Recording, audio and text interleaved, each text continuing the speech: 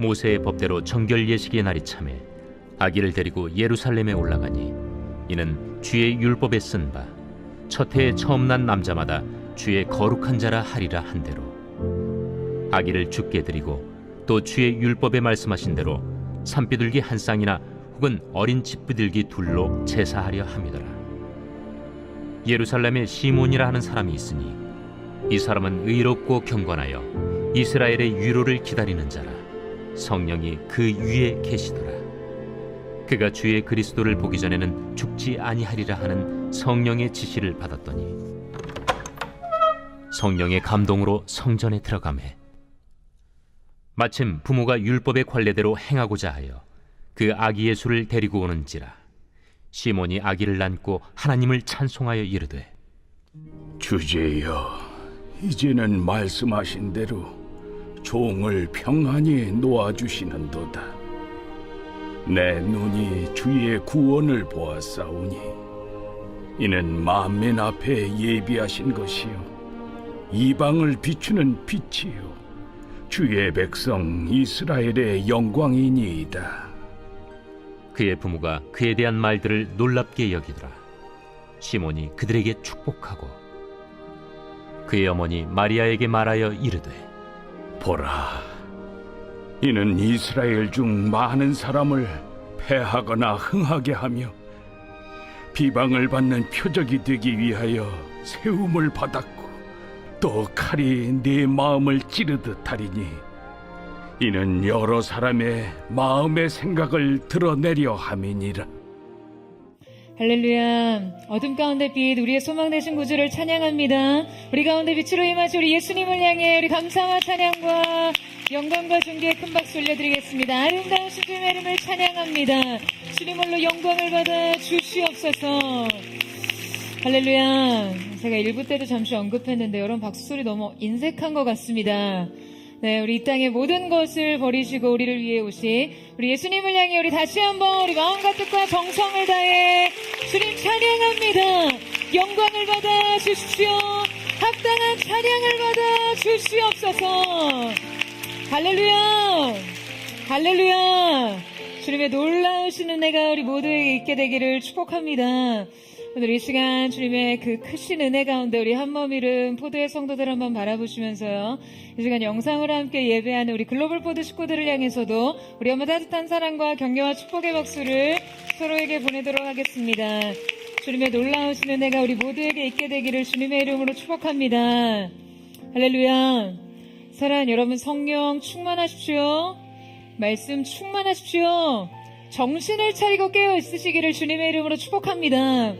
오늘 이 예배가 정말 우리에게 약속된 그 영광과 소망을 대면하는 시간, 그 놀라운 압도적인 하나님의 영광의 임재가 펼쳐지는 놀라운 은총의 시간 되기를 주님의 이름으로 축복합니다. 우리 옆에 사람과 이렇게 인사하셨으면 좋겠는데요. 기쁨으로 주님을 맞이하십시오. 이렇게 한번 축복하시겠어요? 기쁨으로 주님을 맞이하십시오. 그 아름다운 은혜가 우리 모두에게 있게 되기를 주님의 이름으로 축복합니다. 제가 주중에 식당에서 점심을 먹는데요. 옆 테이블에 앉아 계셨던 어르신들이 밥상 앞에서 한 말씀을 하시더라고요. 나라가 이 지경인데 밥이 넘어가냐? 그래도 먹고 살아야지. 먹어. 아마 이 시대 국민들 다수가 지금 이런 심정으로 밥숟가락을 뜨고 계실 거예요. 이 밥맛이 없지만 밥은 먹어야 하니 꾸역꾸역 먹고 살고 있는 거예요. 나라 걱정뿐만이 아닙니다. 삶에는 우리의 소망과 기쁨을 매일 부식시키고 갉아먹는 수많은 인생 문제들이 있습니다. 한 해를 보내며 가장 현실감 있게 직면하는 것은요, 나이가 들수록 안고 가는 삶의 문제가 점점 더 늘어난다는 거예요. 인생 문제의 목록이 더해져 갑니다.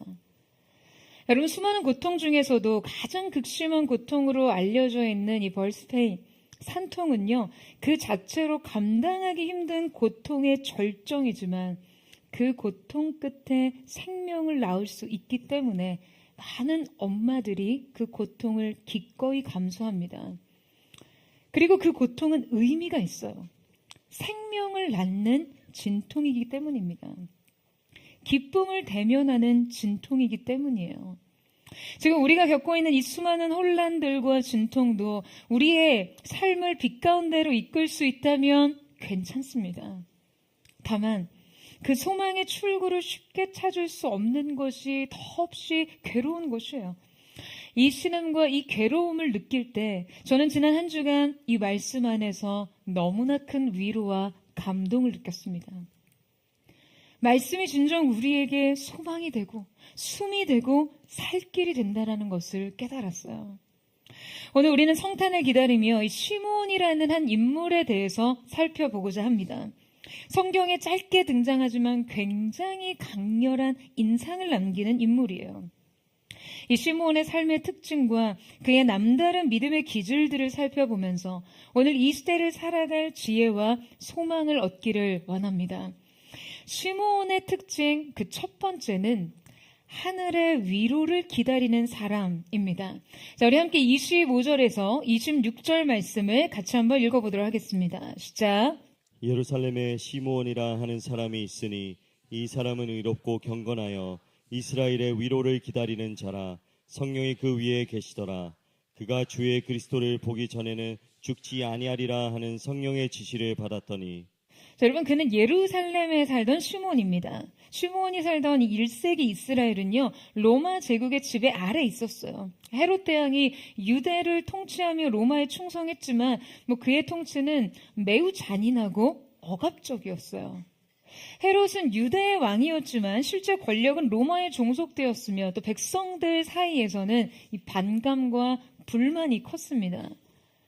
더욱이 유대 사회는 종교적 정치적으로도 완전히 분열되어 있는 그러한 상태였어요.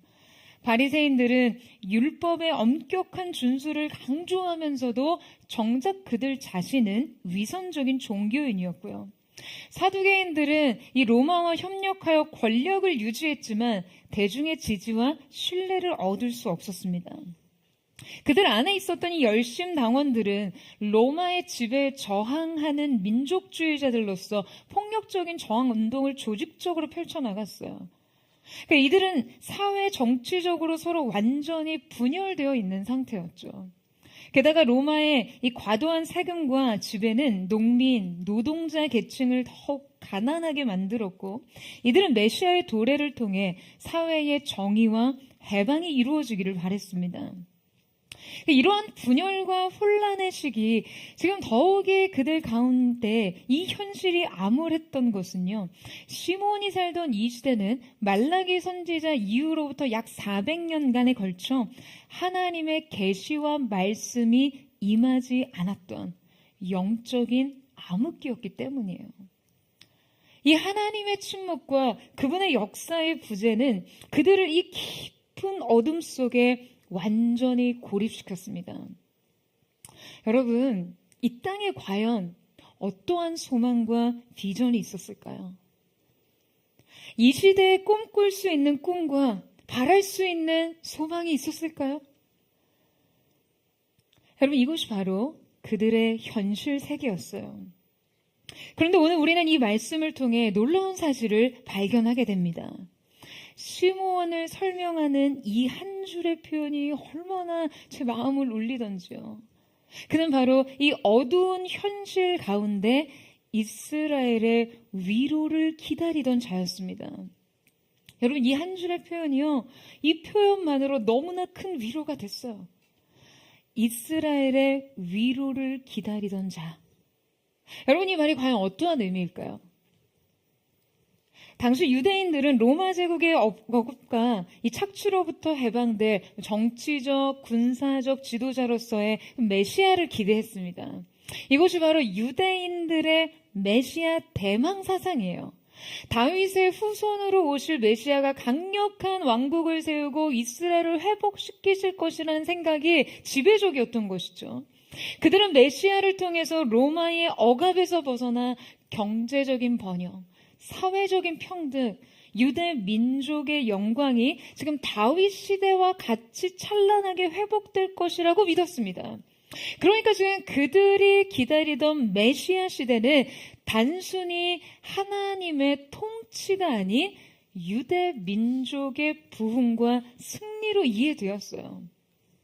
자, 그렇다면 오늘 말씀의 주인공이었던 시므온이 기다린 이스라엘의 위로가 바로 이 메시아의 출현을 의미할까요? 여러분, 성경의 기록대로 그는 메시아를 기다렸습니다. 그가 주의 그리스도를 보기 전에는 죽지 아니하리라 하는 성령의 지시를 받았더니 그 성령의 계시를 통해 그가 죽음 이전에 그리스도를 보게 될 것이라고 믿었어요. 하지만 이것은 메시아 대망 사상과는 철저히 구별됩니다. 여러분, 시므온이 기다렸던 것은요, 메시아 시대가 아니라 메시아 그분 자체였습니다. 시대와 상황의 변화가 아니라 하나님 그분의 통치, 그 영광의 회복 말이에요. 시므온의 소망은 그 시대 현실 정치를 향해 있지 않았어요. 단순히 어떤 민족적, 정치적 해방이 아니라 하나님의 구원과 약속의 성취에 집중되어 있었어요. 그는 자기 백성의 위로를 그들의 지도자들에게서 찾지 않았습니다. 권력의 전복과 혁명을 통해서 어떠한 삶의 변화를 기다리지 않았다는 거예요. 여러분, 그는 세상으로부터 위로받기를 거절했습니다. 그는 하늘의 위로를 소망했어요. 그리고 이러한 그의 소망은 그의 평생에 걸쳐서 지속됐습니다. 아무것도 낙관할 수 없고 어느 것도 기대할 수 없는 그의 현실 한복판에서 그의 눈이 하늘을 향해 있었기에 그는 이 위로를 얻을 수 있었던 것이죠. 여러분, 지금 우리의 역사적인 상황, 정치, 사회적 상황이 여러분 아무리 암울하고 혼란스럽다고 해도 지금 이 식민 지배의 착취와 분열과 영적 암흑기에 있었던 여러분 이 시므온의 상황과 비교가 될 수 있겠습니까? 그들의 소망 없음과 여러분 이거 비교할 수 있겠어요? 최근에 여러 가지 정치 상황을 두고 어떤 정치 해설가가 한 말이 저는 참 동의가 되더라고요. 지금 우리의 모든 선택은 그저 오늘 죽을래? 내일 죽을래? 이런 의미라는 거예요. 우리의 모든 선택이 우리에게 최선이 될 수 없고 이 현실적 위기의 진정한 출구가 될 수 없다라는 거예요. 바로 이 혼란한 때 저는 이 말씀 속에서 참된 위로를 얻습니다.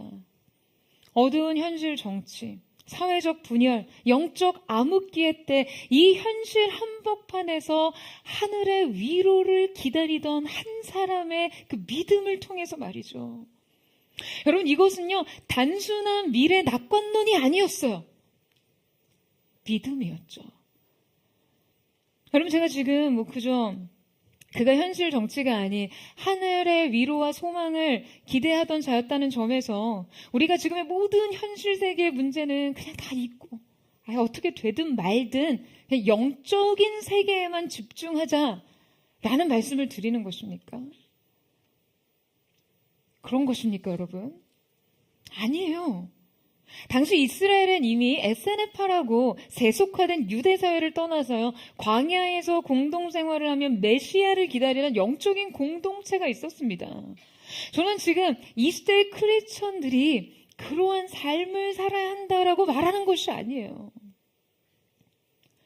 여러분, 성경은 시므온이 의롭고 경건한 자라고 표현합니다. 그의 의로움과 그의 경건함은요 그가 당시 수직적 또 수평적 관계 모두에서 자신을 지키는 자였음을 의미합니다. 이때의 의로움이란 단지 어떠한 종교적 형식과 율법의 그 엄격한 준수를 의미하는 것이 아니에요. 단순히 도덕적인 흠이 없음을 넘어서 하나님과의 생명력 넘치는 관계에 있음을 나타내는 말입니다. 하나님과의 바른 관계에서 비롯된 내면적 신실함과 순종을 의미합니다. 그리고 경건함이란 그가 하나님을 경외함으로 매사에 그분을 존중하고 섬기는 태도를 지녔음을 의미하는 것이죠. 그러니까 일상적 일체의 내용이 거룩하고 일관되고 진실했다는 의미예요. 말하자면 내적인 신실함과 외적인 고백과 실천 모두가 하나님께 인정받는 상태였음을 의미하는 것이죠. 그의 삶은 당시 타락한 종교와 혼란한 정치 현실과는 구별된 순전한 믿음의 삶이었습니다. 여러분, 그는 혼란과 격동의 시기, 수많은 종교 지도자들이 하나님의 법을 자기의 유익을 위해 왜곡하고 형식과 위선에 빠져 있을 때 그 하나님 앞에서 살아있는 내면의 신실함과 거룩을 지켜냈던 사람이었어요. 그의 내적인 생명 넘침과 경건한 의무와 책임은요, 모두 현실에 깊이 뿌리내린 영성이었습니다. 그의 두 발이 이렇게 현실에 우뚝 선 동시에 그의 눈은 언제나 치열하게 하늘을 향해 열려 있었다라는 의미죠. 자기 민족의 역사와 운명, 그리고 이 현실 세계의 정치와 생활 모든 것의 진정한 주관자가 되시고 인도자가 되시고 통치자가 되신 하나님께서 지금 이 민족을 위해 예비하신 구원의 역사를 목도하기까지 그는 하늘에 소망을 두었습니다. 인간의 그 어떠한 허물과 실패에 영향을 받지 않고요. 그 어떠한 옳고 그름을 넘어 위대하신 하나님께서 결국 그분의 계획과 역사와 경영 아래 그분의 뜻을 이루시며 반드시 당신이 하시고자 하시는 일을 이루신다는 강한 믿음을 가진 것이죠. 어두운 시대, 역사적 절망과 비관은 만연했고 백성들은 혹독한 현실 세계의 시리에 빠져 있었지만 여러분, 시므온은요, 하나님의 약속에 대한 소망과 기쁨이 넘치는 삶을 살았어요. 여러분, 이 시므온의 믿음이야말로 이 시대 우리에게 모범이 되지 않습니까? 여러분, 아멘이세요? 여러분, 인간의 물질 세계와 모든 사회제도, 정치 구조는요, 인간의 지성과 기술의 산물 같아 보이지만 여러분, 사실상 이 모든 역사의 배후에는 누가 계십니까? 여러분, 누가 계세요? 하나님이 계시죠. 여러분, 이 세계를 누가 말씀으로 창조하셨습니까? 하나님이세요. 우리는 과학적 인과론으로 결코 설명할 수 없는 창조의 세계에 살고 있습니다. 결국 말씀으로 창조된 이 세계는요, 그분의 말씀의 경영을 따를 수밖에 없어요. 여러분, 이 사실을 믿으세요? 따라서 우리는 그 어떤 사회적 전망과 계획보다도 이 역사를 배후에서 이끌어 가시는 그 하나님의 위대한 손길을 의식해야 합니다. 이 표면적 세계 안에 이면적 세계의 역사를 의식해야 하는 거예요. 여러분, 그러기 위해서 우리가 이 나라를 위해 탄식하는 것만큼 이 탄식이 우리의 구체적인 기도가 되고 또 구체적 공의의 실천이 될 수 있도록 바로 서야 하는 것이죠. 우리의 진정한 위로와 소망은 하늘에 있음을 알고 두 발은 굳게 땅 위에 서서 두 눈은 언제나 하늘을 향해 있어야 하는 것입니다. 저는 사랑하는 포드의 성도들이 대한민국의 위로를 기다리는 이 시대의 시므온 같은 믿음의 사람들 되시기를 주님의 이름으로 축원합니다. 영성의 시대를 주도할 수 있는 믿음의 사람, 역사의 배후의 주관자가 되시는 하나님 앞에 믿음의 시선을 두는 거룩한 하나님의 사람들로 사시기를 예수님의 이름으로 축원합니다. 시므온의 특징 두 번째는 약속을 따라 기다리는 사람입니다. 여러분, 성경은 분명 그를 기다림의 사람으로 표현하는데요. 여러분, 기다림이라는 것은요, 누구에게나 결코 수월한 과정이 아니에요. 이때 기다림은 그저 오랜 시간을 기다림으로 보냈다는 것을 의미하는 것이 아니거든요. 이 기다림은 흔들림을 견뎌야 하고 낙심과 좌절을 견뎌야 하고 고독과 절망을 견뎌야 합니다. 또한 이 기다림은 칠흑과 같은 어둠을 소망으로 뚫고 가는 엄청난 믿음의 추진력을 지녀야 합니다. 여러분, 기다림은요, 결코 쉽지 않습니다. 하물며 평생에 걸친 기다림이라면 말이에요. 그렇다면 과연 어떻게 그가 말라기 이후에 400년의 침묵을 뚫고 찾아오신 이 메시아의 탄생을 굳게 믿고 평생을 들여서 그분을 기다리고 믿고 소망할 수 있었던 것일까요? 여러분, 암살이라는 영화 보셨어요? 네, 많은 분들이 암살이라는 영화 보셨을 것 같은데요. 이 영화는 1930년대 일제강점기를 배경으로 독립군과 또 의열단이 조국의 독립을 위해 일본군과 친일파를 암살하는 계획을 세우면서 펼쳐지는 그런 이야기입니다. 그러니까 이 영화에는요, 매우 흥미롭고 입체적인 인물이 등장하는데요. 바로 배우 이정재 씨가 연기한 염석진이라는 인물입니다. 그는 처음에는 항일운동을 하는 독립군으로 활동을 했지만 아주 잔인한 고문과 협박 앞에서 결국에는 일본 경찰에 굴복해서 변절을 해요. 그리고는 일본에 밀정이 되어서 독립군의 작전을 일본군에게 누설하는 역할을 하면서 자신의 생존을 위해 동지들을 배신하는 삶을 선택합니다. 그런데 해방을 맞은 이후에 독립군이었던 이 전지현 씨 역할이었죠. 안호균이 이 염석진에게 이 과거의 변절을 추궁하며 그에게 총구를 겨누며 묻습니다. 대체 왜 동지를 팔았냐고요? 왜 조국을 대신했냐고요? 저는 그때 이 염석진의 대답이 지금 이 영화가 말하고 싶었던 것이 아닐까 하는 생각이 듭니다. 그가 답하죠. 몰랐으니까. 해방이 될 줄 몰랐으니까. 여러분, 그의 변절은요, 근본적으로 그의 절망적 현실 인식으로부터 비롯됐습니다. 독립군의 투쟁이 결코 민족을 해방으로 이끌 수 없음을 판단했기 때문에 총 몇 자루로는 나라를 구할 수 없다는 절망감에서 그는 현실의 무게에 굴복하고 만 것이었어요. 해방이 될 줄 알았다면 자신이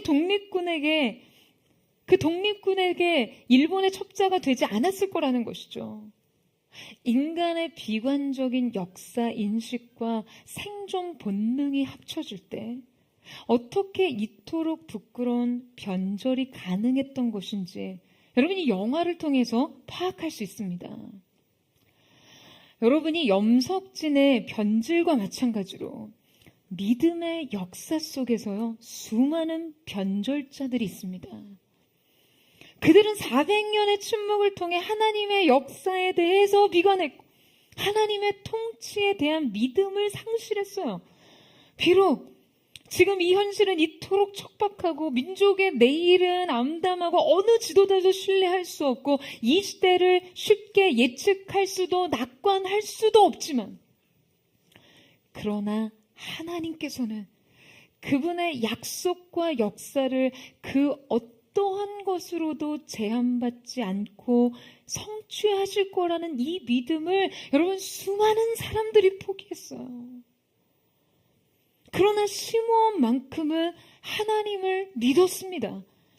그분의 약속을 믿었어요. 말씀의 성취를 붙들었습니다. 여러분, 왜 그렇습니까? 그의 기다림의 끝에 하나님의 구원이 있음을 믿었기 때문이에요. 이 기다림 끝에 그분의 승리와 성취가 있음을 굳게 확신했기 때문입니다. 그는 이 기다림 속에서 그 믿음을 퇴색시키지 않았고 기다림을 통해 오히려 더 굳건한 믿음을 소유했어요. 그가 기다림에 지치고 현실에 실망할 때마다 다시 말씀으로 돌아가 그리스도를 향한 성경의 증거들과 여러분 옛 선지자들의 예언들을 다시 곱씹었을 거예요. 400년의 침묵이란 길고 긴 그 어둠을 더듬어가며 하나님의 구원을 발견했어요. 아니 수천 년의 인류 역사를 더듬어가며 그는 하나님의 이 구원의 원대한 계획을 거듭 재확인한 것이죠. 그리고 이 구원을 향한 하나님의 약속에 자신의 삶 전부를 건 거예요. 여러분, 우리의 삶에도요, 이 최종적 승리에 대한 믿음의 확신이 필요합니다. 여러분 아멘이세요? 여러분 이 확신이 왜 필요한가요? 믿음에는 반드시 상이 있다고 하셨기 때문이에요. 여러분 이 사실에 아멘으로 저도 동의하십니까? 여러분 믿음을 지키는 한 상이 있습니다. 할렐루야. 길고 긴 기다림, 실패 없는 기다림은요 바로 이 승리의 확신을 통해서 가능한 거예요. 여러분 왜 실망하세요? 왜 믿음을 잃어버리셨나요? 영광스러운 승리의 날, 부끄러운 믿음으로 주님 앞에 서고서는 정말 주님이 응답하실 줄은 몰랐다고. 정말 설마 주님이 정말 약속하신 대로 이루실 줄은 몰랐다고 하시겠어요? 사랑하는 여러분, 그날은 반드시 옵니다. 그날에 우리가 하나님 앞에서 변절하지 않는 믿음으로 칭찬받기 위해서는요, 오늘의 믿음을 힘써 지키셔야 합니다. 여러분 저는 늘 그 마음을 가져요. 오늘의 현실이 나를 실망시켜도, 오늘의 현실 속에 두려움을 발견해도 하나님께서 약속대로 이루신 그날 주님 앞에서 오늘의 믿음이 부끄러워지지 않도록 계속해서 약속 앞에, 말씀 앞에, 하나님이 주신 소망 앞에 자신을 일으키는 것이에요. 사랑하는 여러분, 그 어떠한 침체와 절망에도 굴하지 마십시오. 실망 앞에서 무릎 꿇지 마세요. 기다림 끝에 구원이 오고 주님의 승리가 있을 줄 믿으시기를 주님의 이름으로 축원합니다. 뿐만 아니라 우리는 그분의 성취와 승리를 우리의 구체적인 삶 가운데 현실화하는 신앙이 있어야 돼요. 우리의 삶에서 이루실 하나님의 역사를요, 오늘 나의 삶 속에서 구체화시키는 것을 의미합니다. 자, 여러분 이게 어떤 의미일까요? 지금 시므온의 이 기다림은요, 준비를 포함한 기다림을 의미합니다. 그의 기다림은 그저 소극적 인내가 아닌 메시아를 만날 적극적인 준비를 하는 삶이었어요. 여러분 성경에서 예수님께서 신랑을 기다리는 열처녀의 비유에 대해서 말씀하셨죠. 열처녀가 신랑을 기다리는 장면을 묘사하고 있습니다. 그런데 이 비유 속에서요, 열처녀 중에 슬기로운 5 처녀들만이 뭘 준비했습니까? 뭘 준비했어요?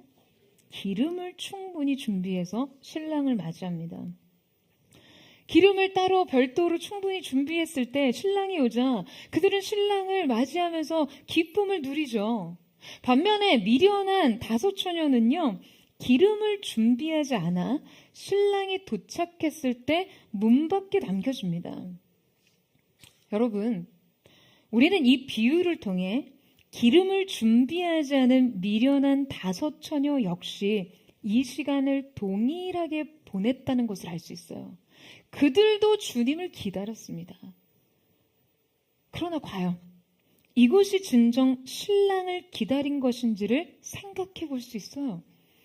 그들도 똑같이 기다렸지만 이 기다림 속에서 그들이 마땅히 준비해야 될 구체적인 준비가 결여되어 있었어요. 여러분 이 비유를 통해 기다림이란 단순히 시간의 소비가 아닌 적극적 준비를 포함하는 일임을 깨달을 수 있죠. 우리가 소명과 부르심을 위해서 우리의 실력을 갈고 닦아야 하는 이유가 또한 그렇습니다. 언제든 기회를 포착할 수 있는 태도를 준비해야 하는 이유예요. 주님이 말씀하실 때 그 음성을 청종할 수 있는 성령의 충만함과 내밀한 성령의 교제 가운데 그 음성을 향한 영혼의 안테나가 세워져 있어야 합니다. 바로 이것이 시므온의 상태를 잘 설명해줘요. 시므온은 시대의 어둠과 영적인 침체 속에서도 이 기름을요 가득 준비하며 기다렸습니다. 그는 성령 충만한 사람이었거든요. 그는 언제나 이 기름을 가득 준비하고 신랑을 맞이하기 위해 기다리는 슬기로운 처녀와 같았어요. 성령과 함께하는 동역이 그의 평생의 기다림의 과정이었으니까요. 매일과 같이 그 성령의 임재를 초청하고 그분과 교제함으로 그는 이 기다림을 완성했습니다. 사랑하는 여러분, 우리도 그와 같아야 합니다. 우리도 우리의 삶에서 이 적극적인 준비를 지속하고 끝내 완성해야 합니다. 여러분 아멘이세요? 매일 계속되는 일상 속에서 그저 시간의 소비가 전부인 기다림 말고요.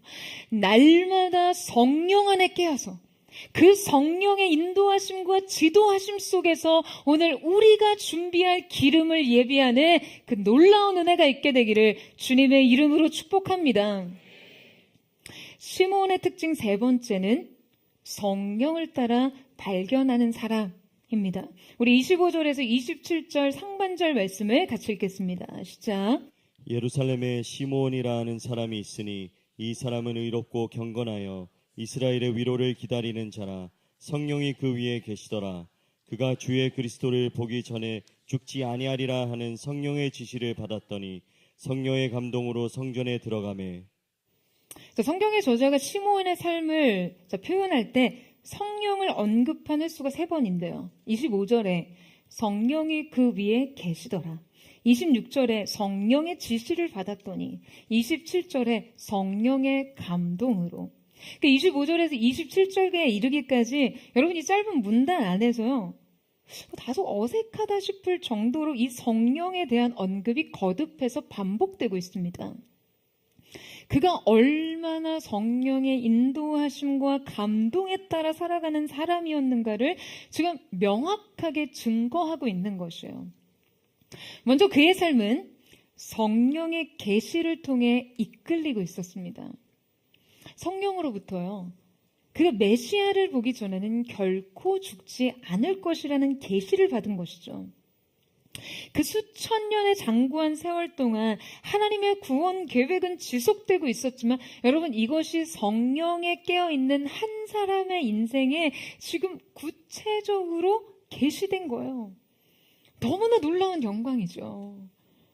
특별히 당시에 이스라엘은 말레기 이후에 약 400년간 오랜 영적인 침묵기를 지내고 있었습니다. 그러나 성령께서는 여전히 하나님과의 살아있는 그 관계를 지속하던 한 사람에게 이 침묵을 깨고 나타나셔서 그분의 비밀을 말씀하십니다. 여러분 저는 왜 성령께서 그가 죽기 전에 반드시 내가 메시아를 보게 될 것이다 라는 말씀을 주셨을까 생각해 봤어요. 아니 왜 하필 내가 메시아를 보기 전에는 결코 죽지 않을 거야 약속을 주셨겠냐는 거예요. 이 약속은 단지 내가 너의 시대에 구원을 베풀 것이다, 메시아가 태어날 것이다, 그 영광을 회복할 것이다 라는 약속이 아니었어요. 내가 보게 될 것이다 라는 거예요.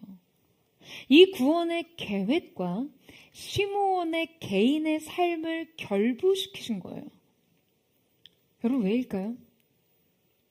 지금 시므온에게 허락된 이 약속의 구체성은 어떠한 연유에서였을까요? 여러분 저는 그렇게 생각합니다. 평소에 시므온이 그분의 영광 보기를 그토록 갈망했던 것이죠. 하나님의 약속의 성취였던 그 얼굴을 보기 원하는 강렬한 열망, 그 얼굴을 사모하는 들끓는 마음, 그래서 400년의 침묵을 깨고 한 개인에게 그 얼굴을 계시하시겠다는 이 약속이 존재하게 된 거라는 거예요. 여러분, 그 얼굴을 향한 이 갈망이요, 놀라운 영적 특권을 누리게 했다는 것을 기억하시기를 축원합니다. 여러분, 저는 포드처치의 우리의 예배가 바로 이 주님의 얼굴을 향한 갈망으로 인해 구체적인 하나님의 계시와 응답의 주인공들이 되기를 주님의 이름으로 축원합니다. 여러분, 게다가 시므온의 큰 특징은요, 그가 성령의 감동에 이끌려 자기의 행동과 방향성을 정하던 사람이었다는 거예요. 27절 말씀에 성령의 감동으로 성전에 들어가매 라고 기록되어 있죠. 성령에 이끌려서 들어간 성전에 바로 그 시간, 그 자리에 아기 예수님이 성전에 들어오는 역사적인 순간이 펼쳐집니다. 우리는 앞서 그의 평생의 삶이 그리스도를 위한 오랜 기다림이었다는 것을 살펴봤어요. 그런데 이 오랜 기다림이 어떻게 이 시간의 틈을 타고 결정적 순간을 포착할 수 있었을까요? 오래도록 기다린 만큼 여러분, 이 기다림은요, 그에게 굉장히 익숙한 것이었고 또 동시에 이 시간에 무뎌져 있었을 텐데요. 평생을 기다린 사람이 어떻게 이 순간을 의식할 수 있었는가 하는 거예요. 여러분, 인간의 인생에는요, 결정적 순간이라는 것이 존재합니다. 만유 인력의 법칙을 발견했던 위대한 과학자 아이작 뉴턴이 이 학문적 전환점을 갖게 된 사건이 있었는데요. 바로 런던 주변 지역의 대규모 흑사병이 창궐하면서 수많은 사람들이 전염병으로 죽고 학교와 공공기관들이 폐쇄되는 상황에 이릅니다.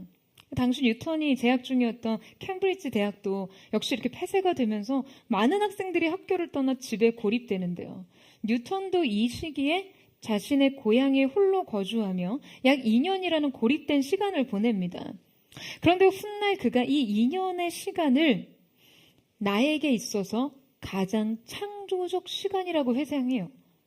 바로 이 시기에 이 질병의 전염병의 영향력 아래 무력한 시간을 보낼 수밖에 없었던 그가 하루는 시골집 정원에 이렇게 앉아있다가 바로 나무에서 떨어지는 그 사과를 목격하게 된 것이죠. 그리고 이 목격은 바로 인류 역사상 위대한 발견으로 이어집니다. 나무에서 사과가 떨어지는 모습을 연구하며 그가 지구가 사물을 끌어당기는 중력의 존재를 발견하고 중력의 법칙을 정리하게 된 것이죠. 여러분, 인간의 삶의 이 결정적인 시간은요, 언제나 어떠한 순간을 틈탑니다. 어떤 시간의 틈 사이로 위대한 발견과 기회가 열리게 되는 거예요.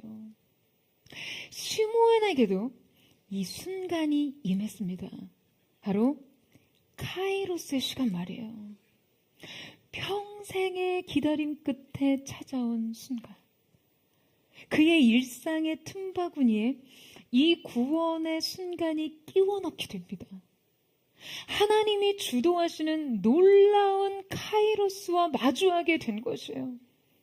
그의 수없는 크로노스에 때로는 무의미하고 권태로웠던 실망과 좌절의 현장의 한복판의 크로노스 시간 속에 하나님의 일하심의 카이로스를 마주하게 된 것이죠. 그런데 이 말씀을 대하며 한 가지 깊이 묵상했던 것은요, 지금 그가 성령에 이끌려 시간과 장소에 함께 발을 들여놓았을 뿐만 아니라 지금 어떻게 이 아기 예수께서 그가 그토록 기다리고 고대하던 그 메시아라는 사실을 단번에 알아차렸을까 하는 점이에요. 여러분, 당시 예수님께서는 왜 성전에 오신 것이죠? 자, 22절에서 24절 보시겠어요? 같이 한번 읽겠습니다. 시작. 모세의 법대로 정결 예식의 날이 참에 아기를 데리고 예루살렘에 올라가니 이는 주의 율법에 쓴 바 첫 해에 처음 난 남자마다 주의 거룩한 자라 하리라 한 대로 아기를 주께 드리고 또 주의 율법에 말씀하신 대로 산비둘기 한 쌍이나 혹은 어린 집비둘기 둘로 제사하려 함이더라. 자, 여러분, 요셉과 마리아는 유대 정결 예식에 따라 예루살렘 성전에 올라갑니다. 당시 유대 사회 여성들이 출산을 하면 레위기 12장에 기록된 규례대로요, 출산 후 7일 동안 부정하다고 인식되며 그 약 33일 약간 정결 기간을 거치게 됩니다. 그러니까 산모는 이 정결 기간을 끝내고 성전으로 나아가서 제사를 드리게 되는데요. 자, 이 제사는 이스라엘이 출애굽을 할 때에 하나님께서 애굽의 첫째들을 치신 장자를 치신 사건을 기념하고 하나님께 그 첫 아들을 드리는 의미가 있었어요. 첫 아들을 주님께 바침과 동시에 그를 다시 되찾기 위해서 속전을 내는 의식을 행하는 것이죠. 이때 부모는 보통 어린 양을 번제로 드립니다. 그런데 오늘 24절 말씀에 의하면 이때 예수님의 가정은 어린 양이 아니라 여러분 무엇이 준비됐다고 기록되어 있죠? 비둘기로 제사를 준비했다라고 기록되어 있습니다. 여러분 왜일까요? 왜 어린 양이 아니라 비둘기입니까? 모세의 율법에 의하면 가난한 사람들을 위해서요, 이 어린 양 대신에 비둘기 2마리로 제사를 드릴 수 있는 예외 규정이라는 게 있었어요. 그러니까 지금 예수님을 품에 안고 온 요셉과 이 마리아의 제사는 지금 어느 누가 봐도 그들의 사회적 지위와 경제적 형편을 대번에 알 수 있게 했겠죠. 왜냐하면 그 둘은 예수님과 함께 비둘기 2마리를 품에 안고 왔으니까요. 그들이 가난한 가정이라는 것은 누구나 다 알 수 있는 점이었어요. 여러분, 하나님의 어린 양 되신 예수님과 이 비둘기 2마리를 함께 품고 이 성전을 찾은 두 사람을 생각해 보면요, 참 설명하기 힘든 울림이 있더라고요. 정말이지, 이 하나님의 구원이 인간의 눈으로 보기에 얼마나 보잘것없고 초라한 것인가. 과연 우리가 우리의 육신의 눈으로 그분의 역사와 구원을 얼마나 이해하며 해석해낼 수 있는가 하는 점 말이죠. 성령이 우리의 영안을 눈뜨게 하지 않고서야 여러분 우리가 이러한 비밀을 발견할 능력을 도통 지니지 못함을 고백할 수밖에 없습니다. 하나님께서는 그래서 더욱이 그분의 이 어린 양을 이 초라한 비둘기와 함께 품으신 것이죠. 여러분 왜요? 하나님의 역사가 육신적으로 이해되지 않게 하기 위해서요. 이 비밀이 오직 성령의 눈뜬 자에게만 열리는 특권으로 허락하시기 위해서요. 여러분 주님은 이 시대 가운데도 여전히 그분의 역사를 이렇게 감추고 계실 거예요. 그렇기 때문에 우리가 더욱더 성령에 사로잡혀 살아야 하는 이유입니다. 여러분 아멘이세요? 여러분 그 성령의 놀라운 은혜가 있기를 축복합니다. 그렇다면 우리에게 의문이 생기죠. 과연 어떻게 시므온이 예수님을 알아봤냐 하는 거예요.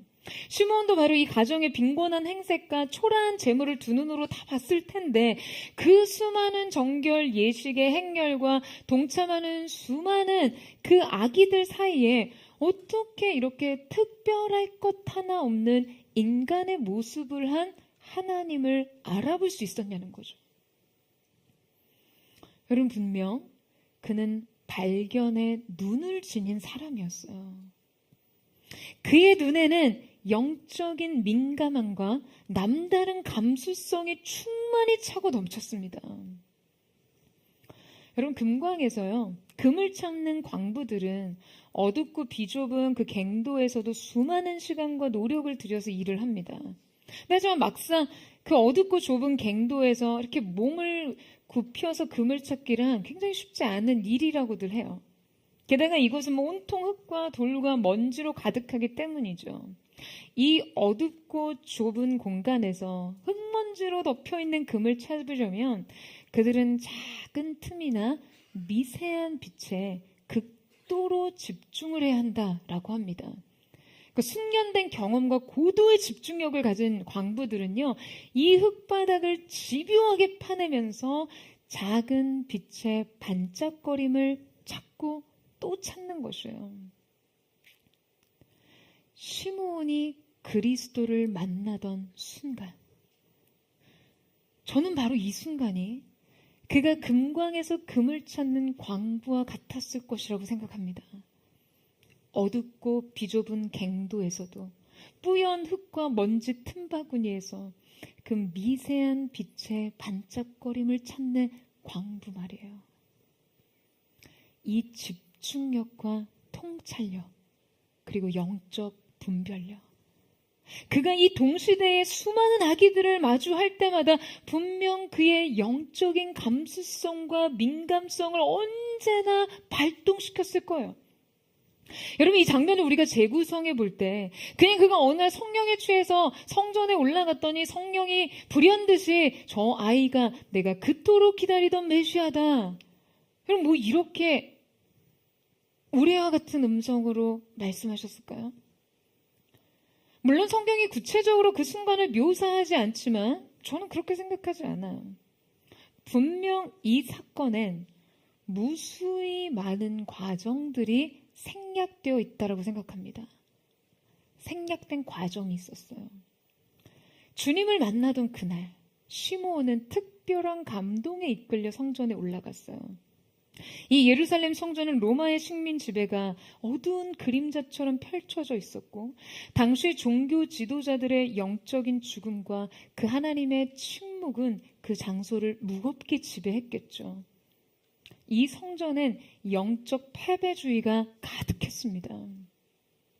그런데 여러분, 시몬이 과연 하루 이틀 이 성전에 올랐을까요? 저는 그가 내가 메시아를 보게 될 것이다라는 이 약속을 따라 평생의 이 성전을 집 문지방 드나들듯이 출근 도장 찍듯이 드나들었을 거라고 생각해요.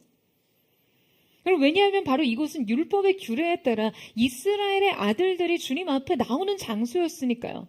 확률적으로 메시아를 발견하기 매우 좋은 장소였던 것이죠. 그리고 바로 이 성전의 정결 예식을 드리기 위해 나오는 수많은 그 아이를 향해 그가 여러분 어떠한 행동을 했을 거라고 생각하세요? 고도의 집중력, 집요한 시선을 가지고 아기들을 주시합니다. 마치 좁고 어두운 그 갱도 속에 몸을 굽히고 칠흑 같은 어두움을 더듬어가며 흙과 먼지 틈새로 그 미세한 빛을 찾던 광부 같죠. 그리고는 어김없이 묻습니다. 주여, 이 아기입니까? 여러분, 그가 그동안 얼마나 수없이 많은 아기를 이 날카롭고 민감한 시선으로 보았겠어요. 그리고 주님께 묻고 또 물었겠죠. 그리고 얼마나 많이 아니, 아직 아니야. 아니, 라는 실망스러운 답을 들었을까요? 마치 자기 앞에 지나가는 이새의 아들들을 향해 이 사람이 다음 왕입니까? 라고 묻던 사무엘처럼 그는 묻고 또 다시 물었을 거예요. 주여, 이 아기가 그분입니까? 그런데 바로 그 역사적인 그날 성령께서 그의 귓가에 말씀하십니다.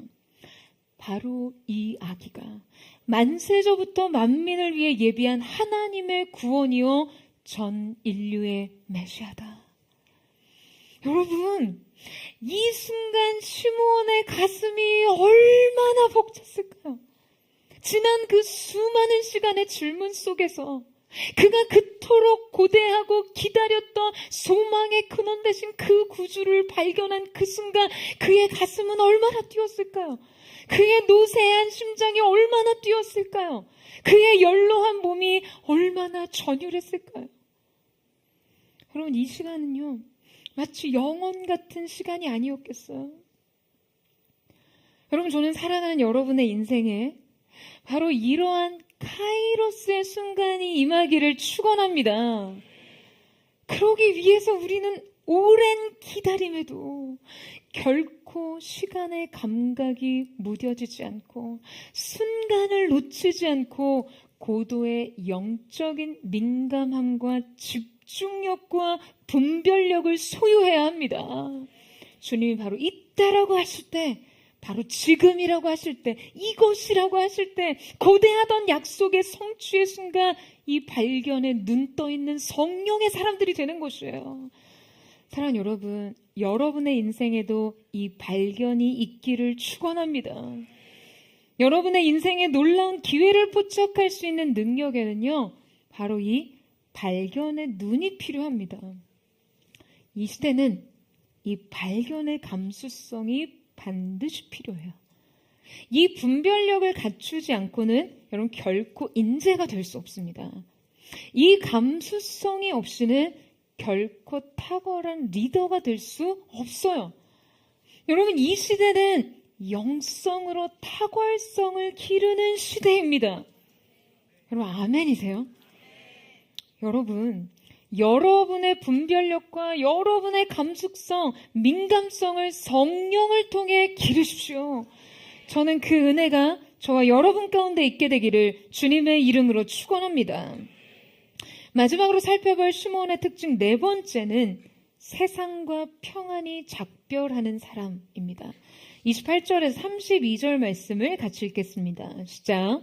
시므온이 아기를 안고 하나님을 찬송하여 이르되 주제여 이제는 말씀하신 대로 종을 평안히 놓아 주시는도다. 내 눈이 주의 구원을 보았사오니 이는 만민 앞에 예배하신 것이요 이방을 비추는 빛이요 주의 백성 이스라엘의 영광이니이다 하니. 자, 여러분, 시므온이 성전에서 요셉과 마리아 품에 안긴 아기 예수님을 발견하고서 여러분 어떻게 했을까요?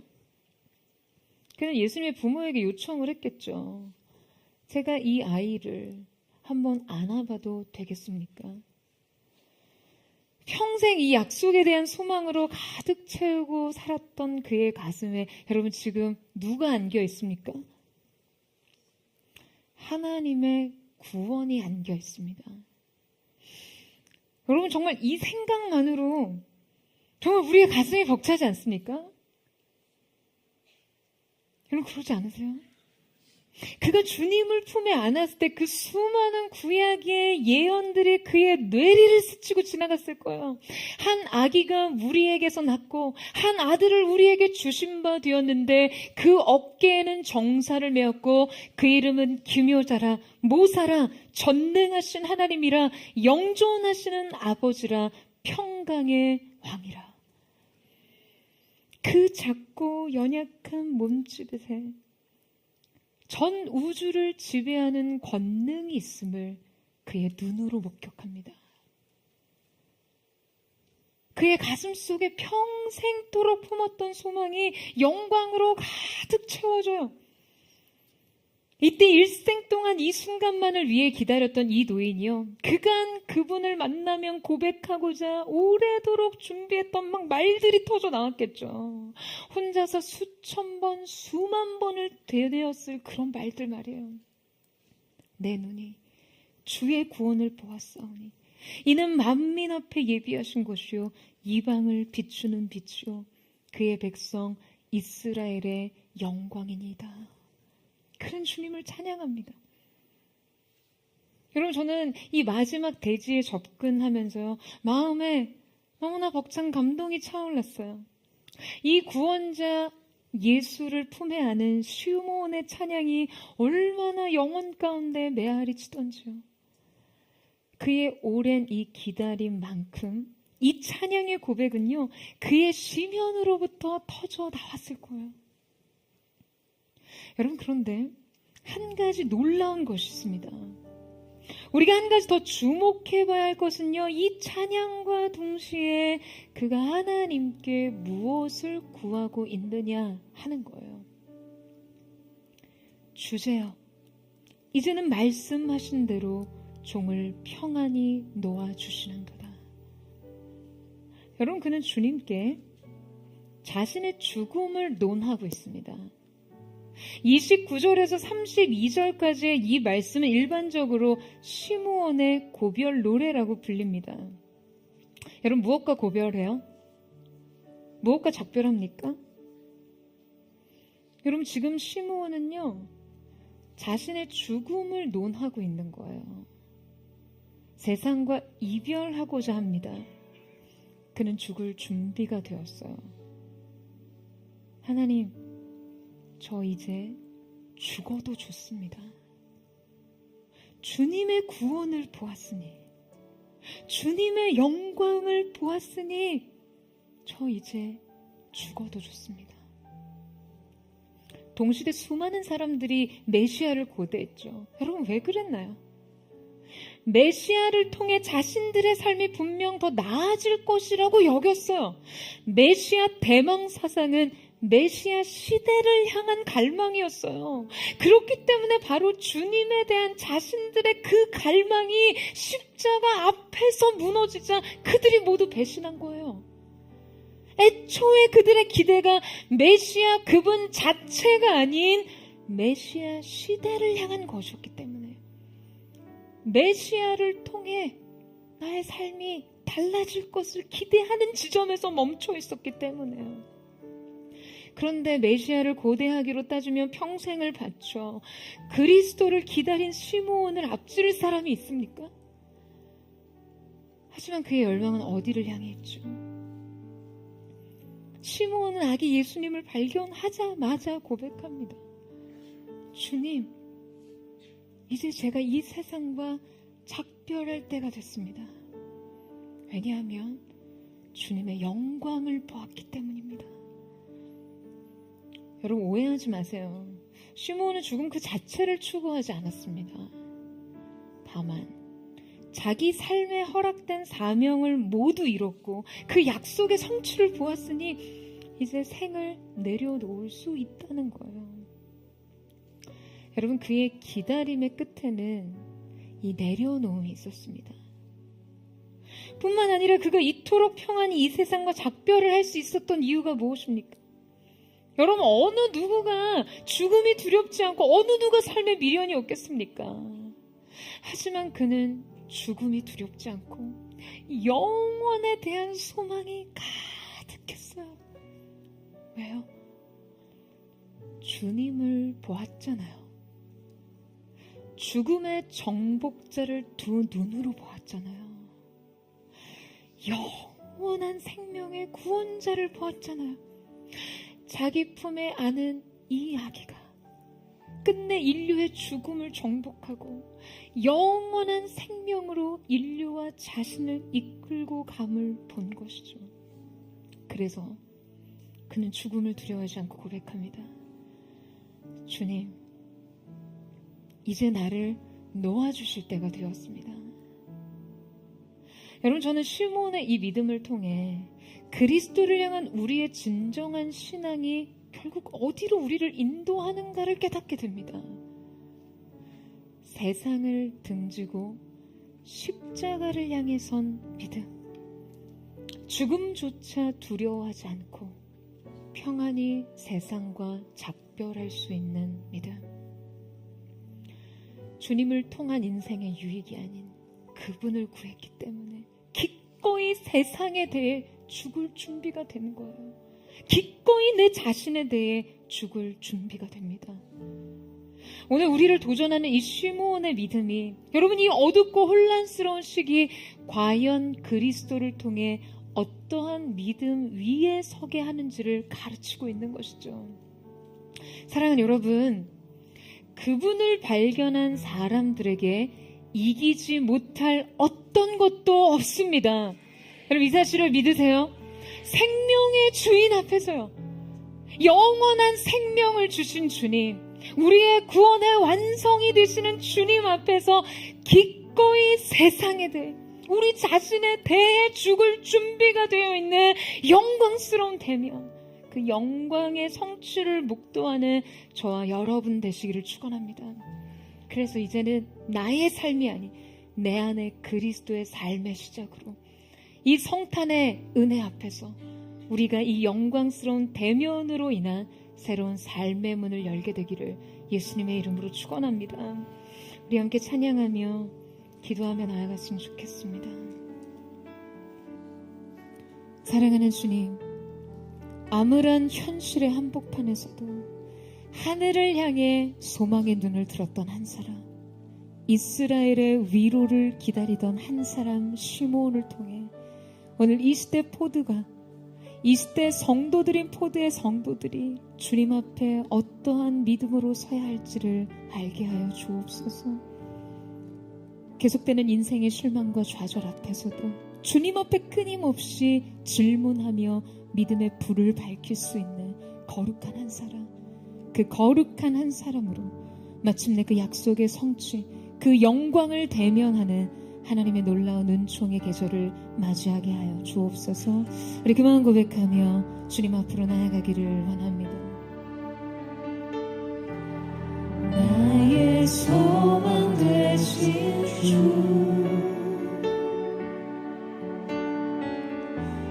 주를 바라봅니다.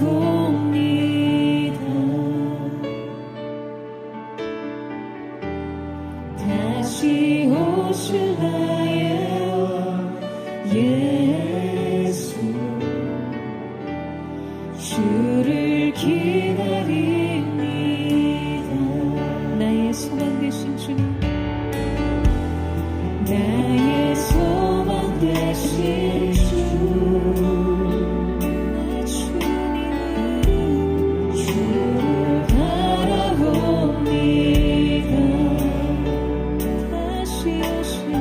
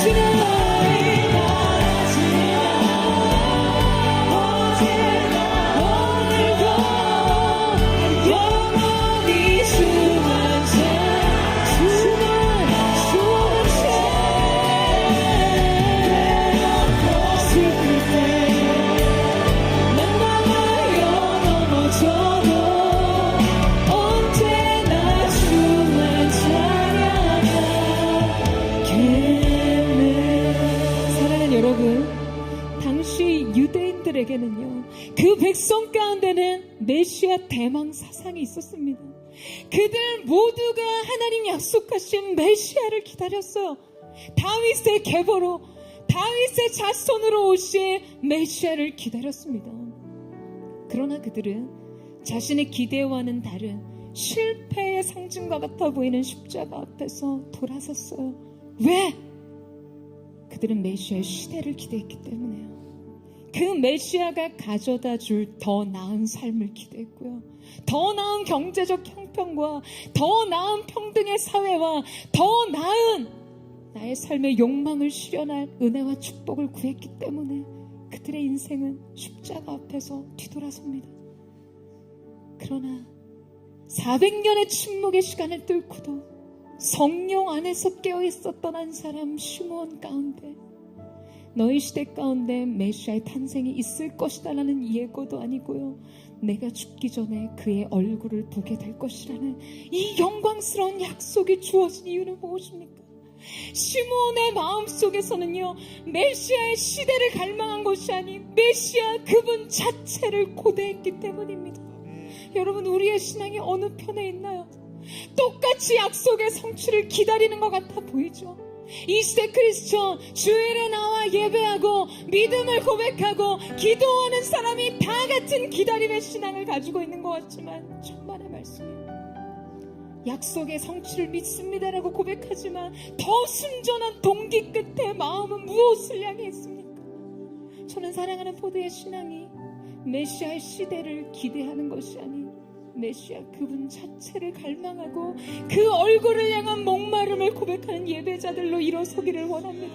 주님, 같은 기다림이어도 성령의 기름을 시대 가운데 예비할 수 있는 슬기로운 다섯 처녀의 시대가 보드처치를 통해 일어나게 하여 주옵소서. 주님의 얼굴을 향한 갈망으로 메시아를 기다렸던 시몬의 믿음과 그의 순전한 사랑의 갈망이 오늘 모두의 성도들의 것이 될 수 있도록 역사하여 주시옵소서. 우리 전심으로 주의 몸을 믿고, 주님, 내가 바로 이 기다림의 순전함으로 주님을 기다립니다. 주님의 얼굴을 갈망합니다. 우리 함께 동성으로 기도합니다.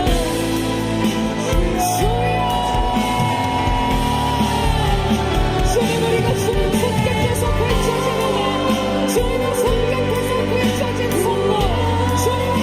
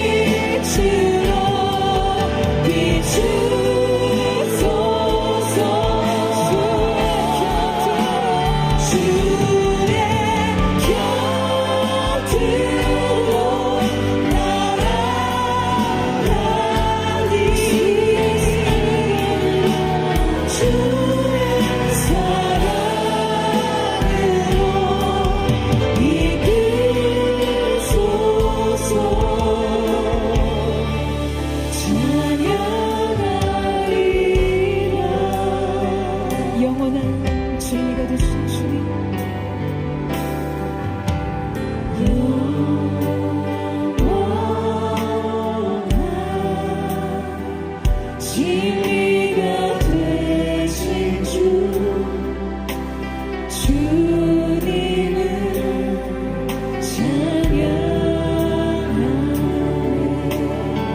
우리를 긍휼히 여기소.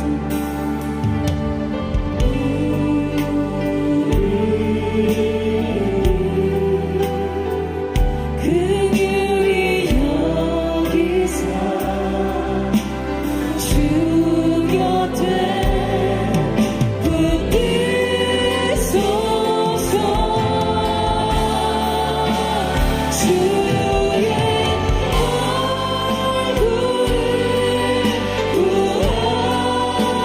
보아오니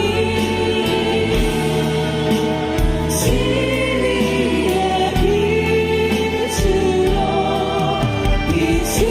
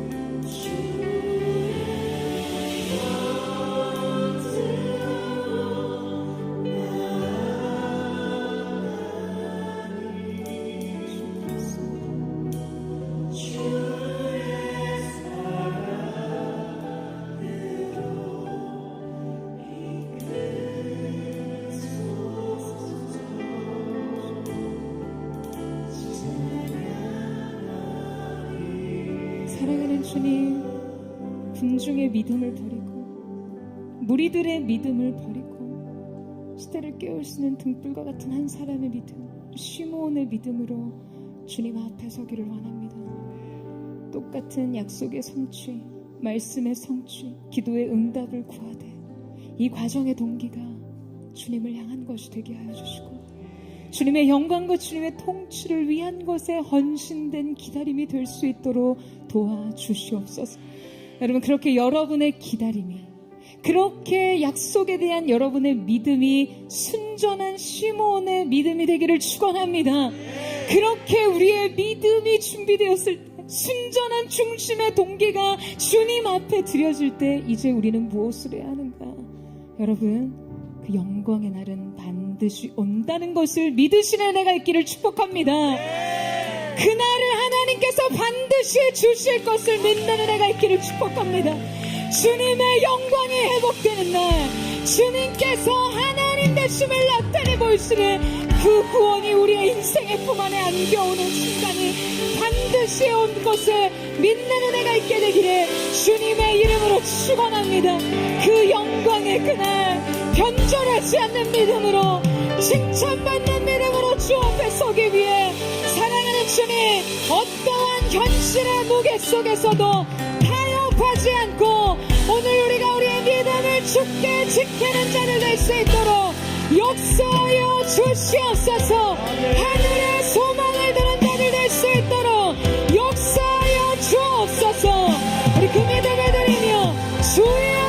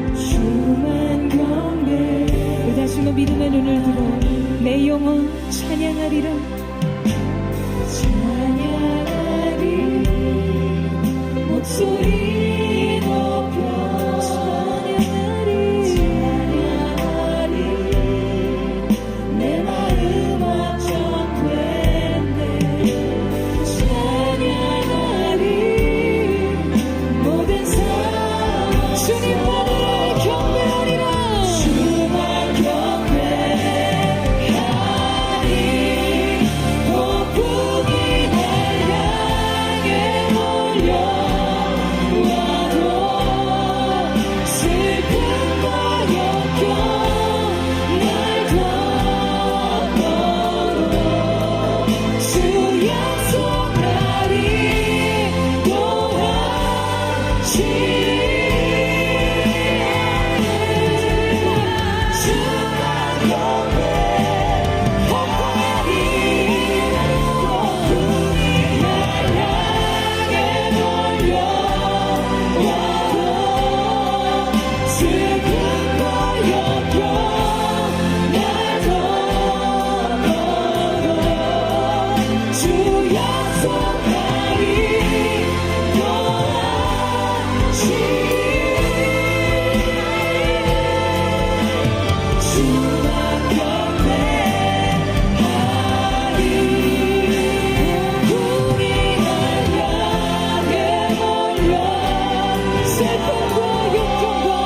인생의 시련 앞에서 반복되는 삶의 실망 앞에서도 주님 마침내 약속하신 하나님 그 약속을 이루시네 주님의 열심히 이루시길 바라봅니다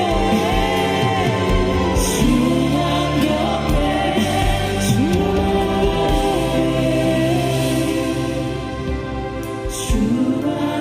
경배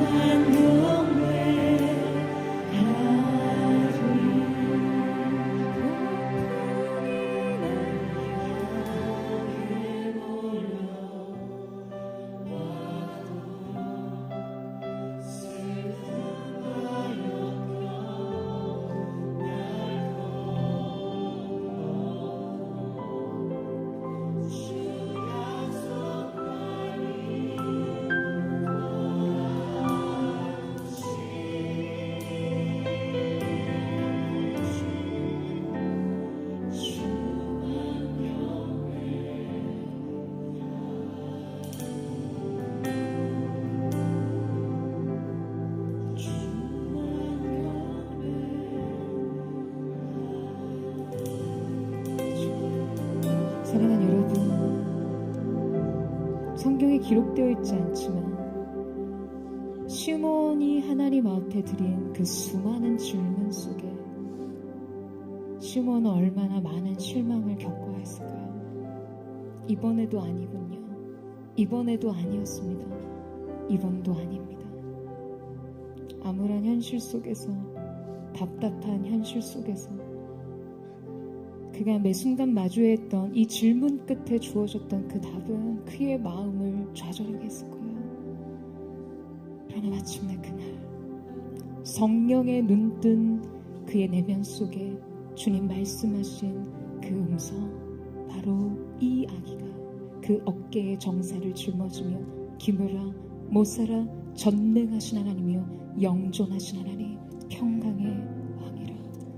울려 퍼지는 주님의 그 음성 속에서 시몬의 삶은요, 그 압도적인 영광 앞에서 모든 것을 내려놓을 수 있는 진정한 믿음의 완성에 이르게 됩니다. 사랑하는 여러분, 저는 오늘 이 시간 여러분의 인생 이 성탄을 앞두고 아기 예수, 우리의 인생의 구주 되시며 죽음의 정복자가 되시고 우리의 삶과 온 인류에 영원한 생명을 주신 주님을 맞이함으로, 그 주님을 대면하고 목도함으로 기꺼이 세상에 대해서 죽을 준비가 될 수 있는 하나님의 사람 되기를 원합니다. 내 인생 욕망과 세상 즐거움과 내가 얻고자 했던 그 많은 만족과 유익들이 눈 녹듯이 사라지는 그 놀라운 영광의 대면은 기꺼이 내 자신에 대해서 죽고 내 안에 그리스도께 사시는 그 새로운 삶과 연합하기를 원하는 마음, 세상을 등지고 십자가를 향할 수 있는 그 영광스러운 대면이 바로 오늘 이 시간 그리고 성탄을 통해 여러분의 삶 가운데 직면되기를 축원합니다. 영광스러운 주님, 우리가 주님을 맞이합니다.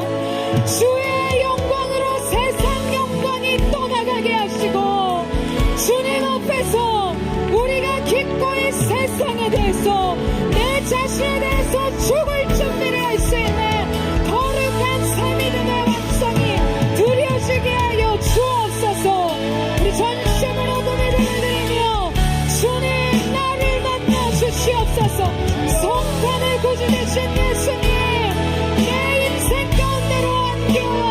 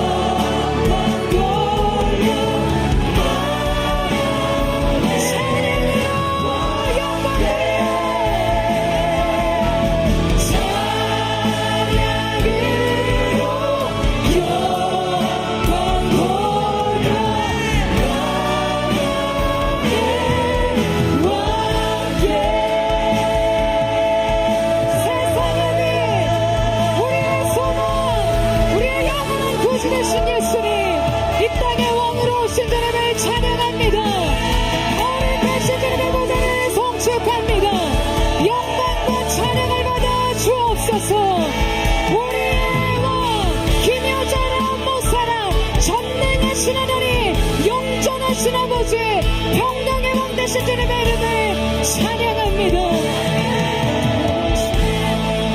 사랑하는 주님, 우리의 구주가 되신 주님의 나심을 기다리며 우리가 이 땅을 살아가는 시므온의 믿음으로 이 시대의 등불이 되기를 원합니다. 각 사람 머리 위에 성령께서 이 시간 기름 부어 주옵소서. 성령님 기름 부어 주옵소서. 이들의 영안을 열어주시고 마음을 열어주시고 주님 앞에 살아가는 자의 믿음이 이 시대를 어떻게 주님 오시는 길로 예비하는지를 보여주는 거룩한 하나님의 사람들 되게 하여 주시옵소서. 기쁨으로 구주를 맞이합니다. 우리의 왕, 열방의 왕이 되신 존귀하신 예수님을 찬양하며 감사드리며 살아계신 예수 그리스도의 이름으로 기도드립니다. 아멘. 우리의 구주 되신 예수님, 존귀하신 그리스도의 이름을